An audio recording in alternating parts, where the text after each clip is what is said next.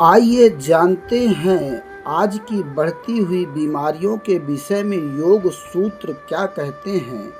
क्या आपकी बीमारियां योग सूत्र को अपना करके ठीक हो सकती हैं? क्या आप बीमार हैं? आपको स्वास्थ्य संबंधी समस्याएं लंबे समय से चल रही हैं? क्या आप कभी कभी बीमार हो जाते हैं? इन सभी बीमारियों के लिए आइए देखते हैं कि योग सूत्र कितना उपयोगी है। योगश्चित्रवृत्ति निरोधः।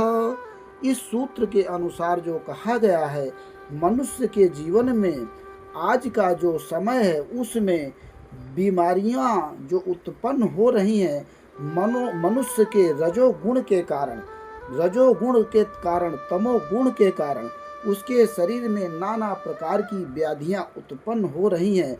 उसने सत्य गुण को, सत्य भाव को छोड़ दिया है, सत्य स्वरूप ईश्वर को पहचानना छोड़ दिया है।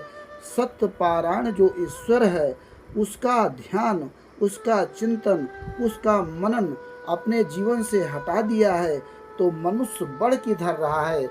मनुष्य तमोगुण की ओर बढ़ रहा है, मनुष्य रजोगुण की ओर बढ़ रहा है। ये दोनों गुण ही बीमारियों का खजाना माने जाते हैं।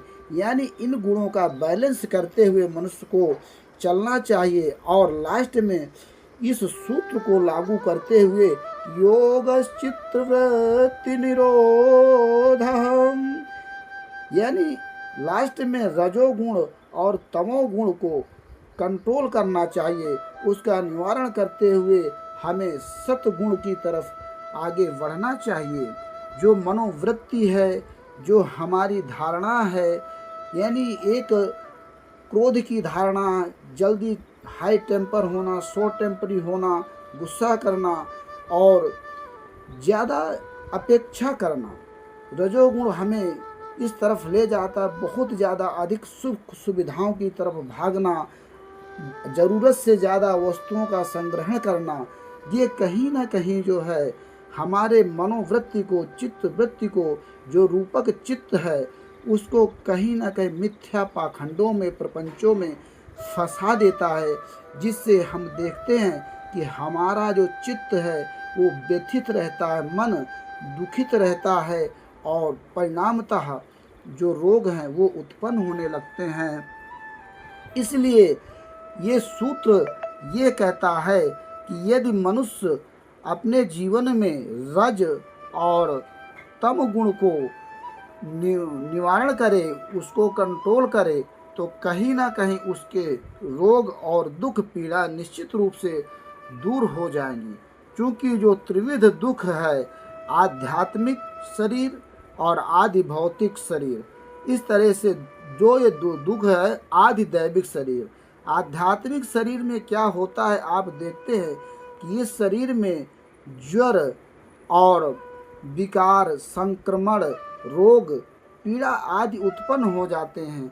आदि भौतिक शरीर से इस तरह से जो दूसरे जीव हैं, दूसरे प्राणी हैं, उनके प्रति हिंसा, उन्हें मारना या उनको नष्ट करना, उनको नुकसान पहुंचाना, ये उत्पात कारक वर्ग से पीड़ा है। यानी आप या किसी को पीड़ित करते हैं या आप उससे पीड़ित होते हैं, तो इसको क्या कहा गया? आध्यात्मिक और आधि भौतिक दुख, यानी त्रिविध दुख, और आधि दैविक दुख भी इसमें शामिल हैं।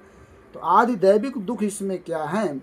जो भगवान के द्वारा, ईश्वर के द्वारा आपको मिलते हैं, उसमें आपका कोई जोर नहीं होता है, उसे आधि दैविक दुख की संज्ञा दी गई है। जैसे अतिवृष्टि होना, अनावृष्टि होना और ज़्यादा गर्मी पड़ना, अधिक ताप जिसे बोलते हैं, और मन की इंद्रियों की चंचलता, नवग्रह जनित मनोविकार।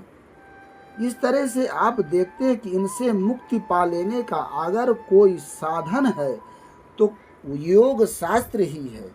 यानी आपको जो गुणों से, सद्वृत्ति से, सदचित्त से जो फायदा होगा, योगश्चित्त वृत्ति निरोधा का सूत्र बता रहा है कि आप जो है सतगुण, रजगुण और तम गुण की ओर जब बढ़ते हैं तो उसमें हमें विशेष रूप से रज और तम गुण का बैलेंस करना पड़ता है और हमें सतगुण की ओर बढ़ना पड़ता है।